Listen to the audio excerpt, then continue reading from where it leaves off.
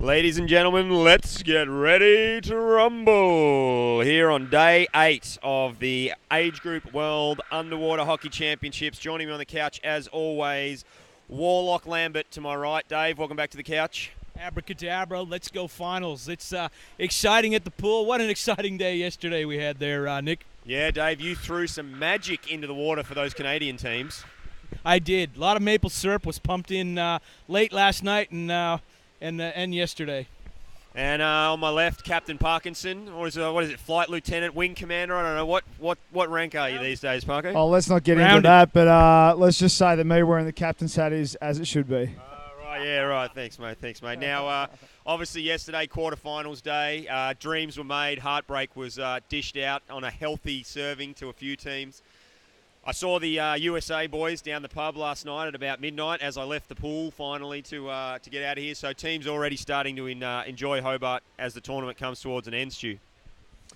Yeah, well, it's certainly part of this experience, and I'd be a little bit worried if there was some people that were vying for medals at the pub last night, but fair enough. If the lads want to go down there and blow off some steam, it's good. There's certainly a lot of good beers in Hobart. Absolutely, and I look forward to seeing a few people for one after the tournament. But let's get stuck into it. Yesterday, we had a few issues with the pool clarity late in the afternoon yesterday, and the pool staff have been working their little butts off last night and this morning to try and get that under control. And looking in the water this morning, it's looking clean and good. Today, we take a bit of pressure off the pool system because we go from 2 courts down to 1 as of lunchtime today. And tonight, everything's coming out of this court in front of me. We're throwing in multiple vacs. It's all hands on deck to try and get this as crystal as we can for today's games and tomorrow. So that should make for some great viewing. A couple of games this morning in the seeding games, which is more important, I think, now than they have been in previous years with how tight the competition has become and how these seedings could come to affect us in Sheffield for 2019 for this competition, Dave. Yeah, people, they just don't give up for the last days, and I think what we're at, 7 and 8 place seedings here makes a big difference in the draw when you do get to Sheffield, and Sheffield will be a new experience for the age group, a little bit deeper water for them. Yeah, no, it should be a great tournament over there. Obviously, they've got a fair bit of work to do to keep up. They're going to have to break someone's leg and get them on the microphone, but they'll find a way, I'm sure. Where there's a will, there's a way. So there's definitely someone over there that can talk as much drivel as I can, so they'll be fine. I don't know if that's possible, Stu, Dave. I don't know. We'll have to actually run a raffle. Anyone want to challenge to a talk-off in Great Britain The team? challenge has been set. All right, so let's get stuck into these quarterfinals, guys. Semi-finals. Let's go with the under-19 women's. Dave, these stats sheets look fantastic. I'm not going to have any paperwork troubles today, Stu. So in the under-19 women's, we've got New Zealand against Colombia there. They've played a double round robin, this under-19 women's. Looking at the 2 results there, head-to-head, New Zealand have come out on top in both of those, 6-0, 8-0. It's going to be a tough game in there today, though, Stu. Finals hockey, everything changes. Yeah, that's right, it does. And obviously the Kiwis taking a fair bit of confidence into this game with their results in the round robin against the Colombians. But, just as you said, it's finals hockey, it's different hockey. 6-0 and 8-0 could lead you into a little bit of a false sense of security. So the Kiwis are going to have to be bringing their best game to the pool, and I'm sure the Colombians will, so it'll be one to watch. Yeah, and for Dave, for me there, it's just the Kiwis' ability to put goals in the tin. They're really feeding off each other. I know these are 3 of Stu's favourite players this tournament. We've got Georgia Coughlin, Paris Henare. Henare or Hanar. Henar. We've had a few debates about how to pronounce their Grace last name. Driscoll, the 3 highest goal scorers there, putting in 20, 17 and 15 goals apiece. So Colombia with their work cut out to try and keep those girls out of the bin. Don't forget Phoenix. And Phoenix will show up soon enough. She'll just burn up. Hey, look, it is finals hockey. I think while we're looking at the stats, yes, to build it in, but and the scoreline's been a bit high for New Zealand. I expect that game to be – I still back in New Zealand in this one, but I expect that scoreline to be a lot closer and tighter than that. Yeah, and the Colombians will be coming off a high as well after yesterday's victory. That was a close fought one to them, so a good way to build momentum. Looking at the other game, the real buster of this division, the South Africa versus Australia, 1-1 draw in one of their round-robin games and a 1-0 win to South Africa in the other. That's going to be an absolute battle of the Titans this morning, Stu. Yeah, it really will.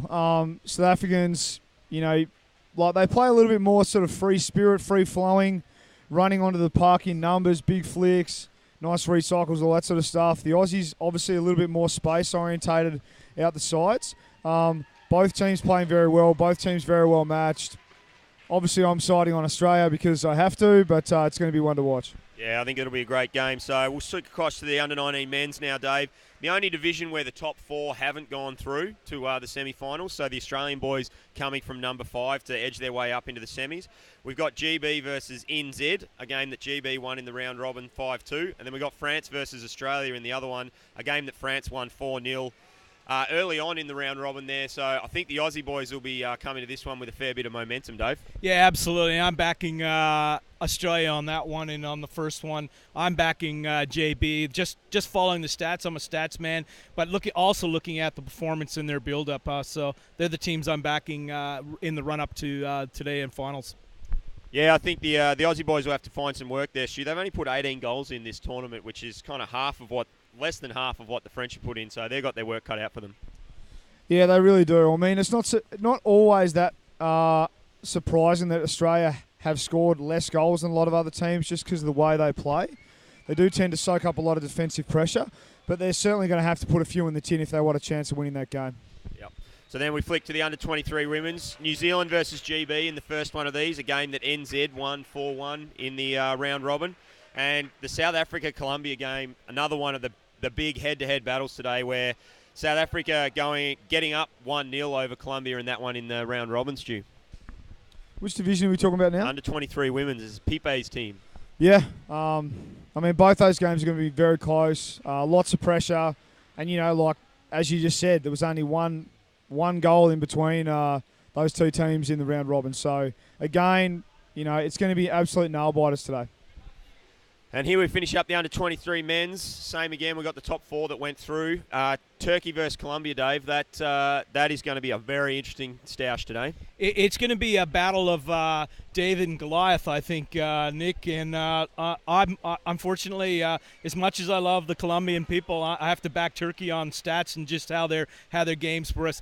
On the basis that both teams like the sin bin.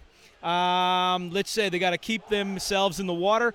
Turkey on top. I put. Yeah, I think the team that keeps the most players in the water will win that one for me, Stu. Turkey getting up 1-0 in the round robin, so set to be a classic. The NZ-France game, New Zealand got over France 5-1 in that game. That'll be an interesting one, Stu. Tip from you? I reckon the Kiwis will take that one out in a hard-fought match. I reckon there's probably going to be a goal or two in it. So, like you said yesterday, if the French can manage to stifle the Kiwis' game plan, then it'll be probably a fairly close game. Yeah, look, much like the under-19 girls, the NZ boys, Nick Healy, Nick Houston, and I think it must be Ben Pavwai-Smith there, 3 highest goal scorers in that division. So they've shown they can put them in the bin, and if they can get that done today, they'll be the winners for me. So we're cut for time here on the Glory Moments this morning. Stu, thanks for joining me. Dave, thanks for joining me. Everyone, enjoy a wonderful day of semi-finals hockey. The GoFundMe has been great so far. We've reached over $4,000 last 2 days of the tournament. Get behind it, show your support, show your love for junior hockey, and thanks for watching, and we'll catch up with you tonight for the Glory Days. So.